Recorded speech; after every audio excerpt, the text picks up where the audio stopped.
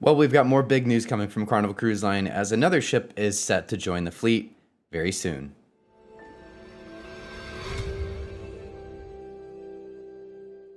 What's going on, everybody? My name is Brandon. If you like cruise news, cruise vlogs, and ship tours, make sure you hit that subscribe button down below and hit that notification bell to be notified every time we upload a new video. Anyways, let's jump right into today's video.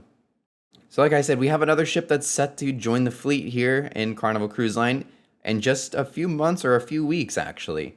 We have the Carnival Firenze. This, of course, is another Costa by Carnival ship. We did, in our last cruise news video, we talked about a possible next generation ship to be ordered pretty soon. If you want to check that out, I definitely recommend it. It will be linked at the end card at the end of this video. But that's not what we're talking about today. We're talking about, again, the Costa Firenze, or the soon-to-be Carnival Firenze. Like I mentioned, it is part of the Costa by Carnival brand, so it will still be a Carnival ship, but pretty much completely Costa. It's that really weird in between that it is a true Costa ship, but it is fully staffed, has Carnival dining venues, all that type of thing, or just slightly altered dining venues compared to what you would see on your average Carnival ship. The Firenze is a direct sister ship to the Venezia that's already been sailing for Costa by Carnival, or Carnival technically, but under the Costa by Carnival branding for about a year now, or coming up on a year, and it seems to be doing very well for them up in New York with the Venezia. I am very excited. I will be sailing on the Venezia here in just a little over a year when she gets here in Port Canaveral. Firenze just set sail the other day on her final voyage as Costa Firenze, and once she drops off her passengers, she will be heading over to Cadiz, Spain, where she will be going into dry dock to go into her transformation into the Carnival Firenze. Now, what they're going to be doing with this dry dock is pretty much just turning her into a Carnival ship, giving her that blue livery with that gold stripe that the Venezia has. Also just adding new dining venues, just changing things up here and there, like adding guys' burgers and things along those lines. There's not a lot of big changes that are going to be happening to this. A lot of it is just going to be retheming and just adding small touches that you would typically see on all Carnival ships. Like I mentioned, the guy's burger joint and a few others. I'll be getting the alchemy bar, or at least the alchemy bar with a twist. So that's really the gist of it all. It's going to be still the Costa Firenze at heart, or rethemed to be just similar to a Carnival ship. The Firenze is part of the Venice class ship, which is a slight alteration to the Vista class ship. So if you're familiar or have sailed on the Vista class, which is the Vista, Horizon, or Panorama with Carnival Cruise Line, or of course the Venezia. Venezia is the first ship in the Venice class, and all it is just a slight alteration.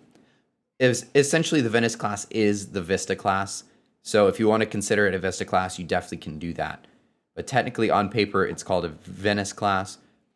The ship's about 135,000 tons, about 1,060 feet long, and has a passenger capacity of just over 4,100 guests and 1,400 crew. Once she undergoes her giant transformation in Cadiz, in that shipyard and dry dock, she will head over and make her journey to Long Beach, California, where she's going to do all of her sailings from Long Beach, California, sailing alongside a kind of sister ship, Carnival Panorama. Panorama is going to start doing 6 and 8 night voyages for the most part, here and there, and of course 7s. Primarily, Firenze is going to be doing 4 and 5 night sailings from Long Beach, California, with the occasional 7, maybe a little bit longer, but primarily she is going to be doing 4 and 5 night sailings to places like Catalina Islands, Ensenada with the 4 night cruises, and with the 5 night cruises going down to Cabo San Lucas and Ensenada. Some of the 4 nights will do a overnight in Ensenada, which is really neat. Overall, that's pretty much the gist of it. There's not really a whole lot of places that ships can go over on the West Coast in the Mexican Riviera. So Cabo San Lucas, Ensenada, and occasionally Catalina Island are primarily the places that she's going to be visiting while she's over in Long Beach. Carnival Firenze is set to make her big debut with a 7-night voyage on April 25th from Long Beach, California. So that'll be her very first sailing under the Carnival brand. Very high expectations, lots of anticipation for this ship to join the fleet. As of right now, this is the only other Costa by Carnival ship to join the fleet, but it's always leaving room in the future for that possibility where they may add another one in the future. We don't know yet. We do have a podcast here on the channel. The name of it is actually just below me. It's the Cruising is Life podcast. We do it live here on YouTube every Wednesday night at 6:30 p.m. Eastern Time. And then, of course, we upload it to Spotify as well. But if you want to check that out, we also had an entire podcast just a few weeks ago dedicated to talking about Costa by Carnival, the success of it, the future of it, and so on, and the possibilities that we may see more ships coming in from Costa Cruises over to Carnival. So if you want to check that out, I'll link it at the end of this video as well, along with the other video. But overall, I'm very excited for Carnival Firenze to make her big debut over in Long Beach, California. I'm also very excited for Carnival Venezia to start coming down to Port Canaveral, to where she'll start home porting here for the winter seasons.